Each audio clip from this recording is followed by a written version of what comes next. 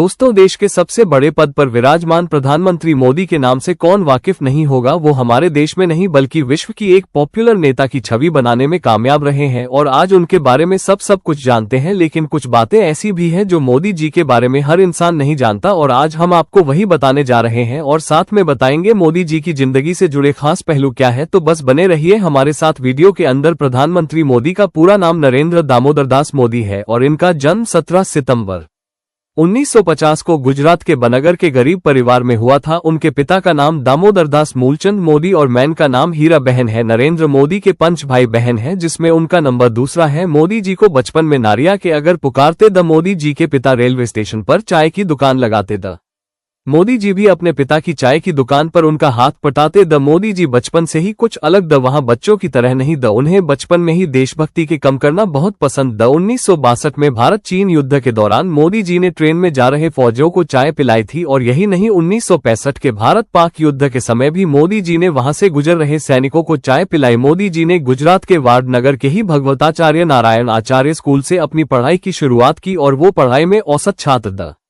मोदी जी को बचपन में एक्टिंग का बहुत शौक था, इसीलिए वो स्कूल के बाद विवाद नाटकों में भाग लेते और इनाम भी हासिल करते द वो एनसीसी में भी शामिल हुए। मोदी जी बचपन से ही निडर क्वालिटी के द वो एक दिन शर्मिष्ठा तालाब से ख्याल का बच्चा पकड़कर अपने घर ले आए। मैन के समझने पर उसे वापस तालाब में छोड़कर आए हुए। बचपन में साधु संतों से बहुत प्रभावित द बचपन से ही सन्यासी बनना चाहते द सन्यासी बनने के लिए मोदी जी ने स्कूल की पढ़ाई छोड़ दी और बाद में घर से भाग गए। इस दौरान पश्चिम बंगाल के रामकृष्ण आश्रम सहित कई जगहों पर घूमे। मोदी जी बचपन से ही बनना चाहते थे।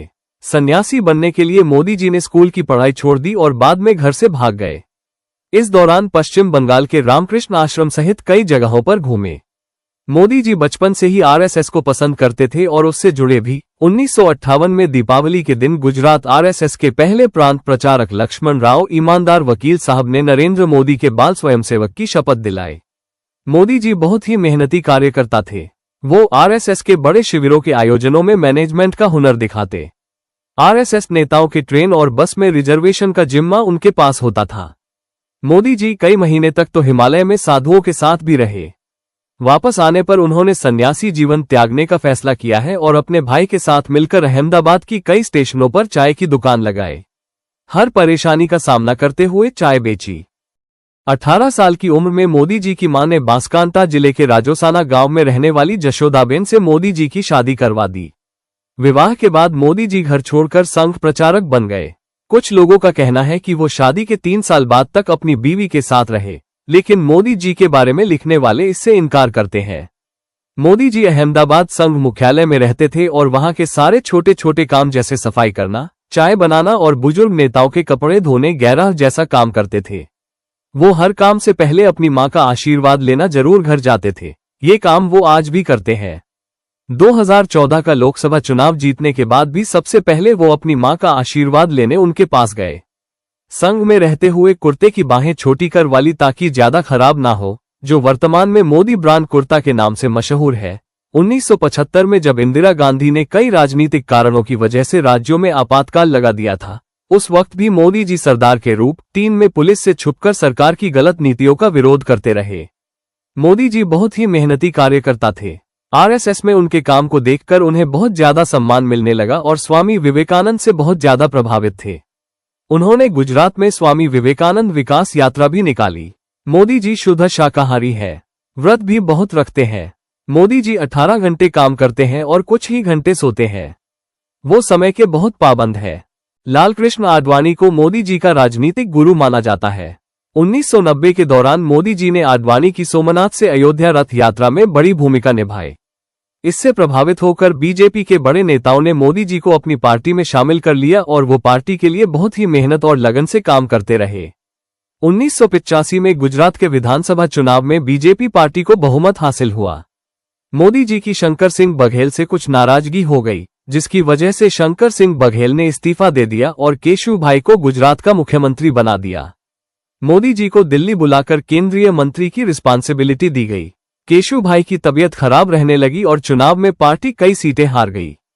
इसके बाद बीजेपी ने अक्टूबर 2001 में मोदी जी को गुजरात का मुख्यमंत्री बना दिया। मोदी जी ने अपने कार्यकाल में गुजरात में विकास किया। हर जगह बिजली और पानी की व्यवस्था की और एशिया का सबसे बड़ा सोलर पार्क गुजरात में बनाया गया। 2002 में होने वाले गुजरात की गोधरा कांड में मोदी जी का नाम जोड़ा गया है। इसके लिए इंजीनियर टाइम्स नाम ने मोदी जी को जिम्मेदार ठहराया। गोधरा कांड गुजरात के गोधरा शहर में 27 फरवरी 2002 को हुआ था। गोधरा शहर में रेलवे स्टेशन पर साबरमती ट्रेन के S7 कोच में आग लगा दी गई, जिसमें 59 लोगों की जान चली गई।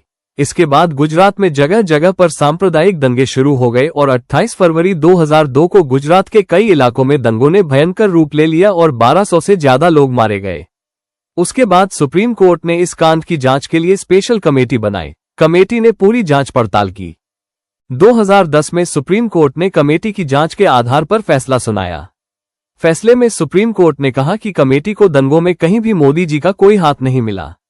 मोदी जी ने गुजरात में सरकारी कायदे कानून के खिलाफ बनाए गए सभी मंदिर को तोड़वा दिया। इसके बाद मोदी जी की लोकप्रियता गुजरात में इतनी बढ़ी कि लगातार 4 बार मोदी जी गुजरात के मुख्यमंत्री रहे। 2013 की केदारनाथ आपदा में क्षतिग्रस्त हुए केदारनाथ मंदिर के पुनर्निर्माण के लिए केंद्र सरकार से मोदी जी ने मांग की, लेकिन उस वक्त कांग्रेस सरकार ने मना कर दिया। मोदी जी की कामयाबी और अच्छी नीतियों को देखते हुए भाजपा सरकार ने 2014 के लोकसभा चुनाव में मोदी जी को प्रधानमंत्री के रूप में चुना। चुनाव के लिए मोदी जी ने सोशल मीडिया का भी खूब इस्तेमाल किया और अपनी मेहनत और लगन के बल पर भाजपा पार्टी को भारी बहुमत से जीत दिलाए। 26 मई 2014 को दिल्ली के राष्ट्रपति भवन में मोदी जी ने भारत के सर्वोच्च नेता प्रधानमंत्री पद की शपथ ली। मोदी जी भारत के 15वें प्रधानमंत्री बने। लोगों के लिए वो इतने पॉपुलर नेता बन गए कि दोबारा भी बीजेपी पार्टी को ही बहुमत के साथ जीत मिली और 30 मई 2019 को दूसरी बार भारत के प्रधानमंत्री बने। अगर आपको मोदी जी के पीएम बनने के बाद कामों के बारे में भी एक वीडियो चाहिए तो हमें कमेंट करके बताइए। वीडियो अगर आपको पसंद आए हो तो लाइक करें और कमेंट करें। अगर आप चैनल पर नए हैं या आपने अभी तक चैनल को सब्सक्राइब नहीं किया है तो इसे सब्सक्राइब करना बिल्कुल ना भूलें।